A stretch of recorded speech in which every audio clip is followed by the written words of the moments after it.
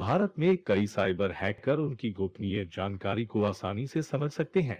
Media ने खबर दी है कि जिस तरह से भारतीय अपनी गोपनीय जानकारी इकट्ठा कर रहे हैं, उससे डेटा चोरी का बड़ा खतरा पैदा हो गया है। प्रति यूनिसिस सुरक्षा सूचकांक 2020 रिपोर्ट ने व्यक्तिगत वित्तीय सुरक्षा के बारे में चिंता जताई है।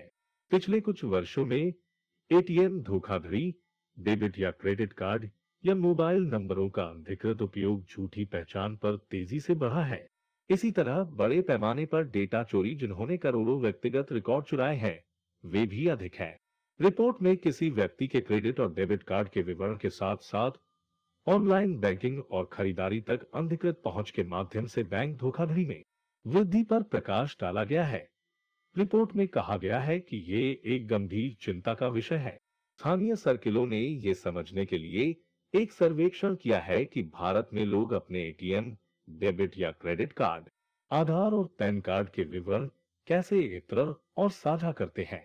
इसने देश के 393 जिलों में रहने वाले 24,000 से अधिक लोगों की प्रतिक्रियाओं का अध्ययन किया, कुछ महत्वपूर्ण अवलोकन किए। विशेषज्ञ कहते हैं, सबसे आम तरीकों में से एक हैकर साइबर अपराध का उपयोग कर सकते हैं। एक एटीएम पिन आधारित या ओटीपी आधारित व्यक्तिगत ईमेल खाते, मोबाइल पर संदेश और अपने व्यक्तिगत ईमेल खाते पर फिशिंग का उपयोग करना है। हालांकि लोग अपने संवेदनशील व्यक्तिगत वित्तीय विवरण जैसे बैंकिंग पासवर्ड और जानकारी अपने एटीएम, डेबिट और क्रेडिट कार्ड पर अपने स्मार्टफोन, ईमेल या कंप्यूटर पर संग्रहित करना जारी रखते हैं।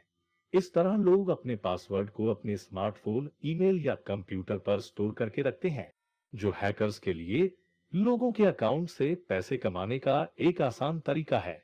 परिवार के साथ कितने एटीएम पिन साझा किए जाते हैं? लगभग 29% अपने एटीएम या डेबिट कार्ड पिन विवरण अपने परिवार के सदस्यों के साथ साझा करते हैं। 4% ने एक या अधिक कार्यालय कर्मचारियों को दिया और 2% ने अपने एटीएम या डेबिट कार्ड पिन विवरण एक या अधिक करीबी दोस्तों को दिया। हालांकि 65% ने कहा कि उन्हें अपने अलावा अपने एटीएम या डेबिट क्रेडिट कार्ड का विवरण नहीं पता था और किसी और ने ये जानकारी नहीं दी। डेबिट कार्ड और क्रेडिट कार्ड का उपयोग करके अधिक डिजिटल भुगतान करने के उद्देश्य से आरबीआई के नए नियमों ने अनिवार्य कर दिया है कि क्रेडिट और क्रेडिट कार्ड धारक दोनों लेन देन की सीमा निर्धारित करते हैं।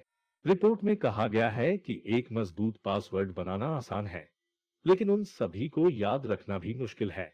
रिपोर्ट में कहा गया है, लगभग 33% ने कहा कि वे फोन, ईमेल और कंप्यूटर जैसे पासवर्ड को अपनी व्यक्तिगत जानकारी के रूप में रखेंगे। इनमें से 7% अपनी गोपनीय जानकारी मोबाइल पर रखते हैं, जबकि अन्य 15% अपनी गोपनीय जानकारी ईमेल या कंप्यूटर में रखते हैं। 7% ने कहा कि उन्हें इसके बारे में सूचित नहीं किया जाएगा। अन्य 39% ने कहा कि वे इस जानकारी को कागज पर लिख देंगे। अन्य 30% ने कहा कि वे पासवर्ड याद रखेंगे।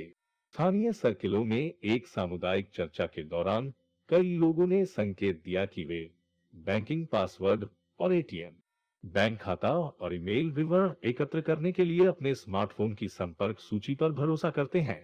रिपोर्ट में कहा गया है कि मोबाइल पर पासवर्ड रखने का सबसे सुरक्षित तरीका यह है कि अधिकांश ऑनलाइन एप्लीकेशन को किसी के संपर्कों और संदेशों को देखने के लिए पासवर्ड की आवश्यकता होती है। रिपोर्ट में कहा गया है कि इस तरह के क्रेडेंशियल्स को स्टोर करने का ये सबसे असुरक्षित तरीका है, क्योंकि अधिकांश ऑनलाइन एप्लीकेशन किसी के कॉन्टैक्ट और टेक्स्ट मैसेज को एक्सेस करने की अनुमति मांगते हैं।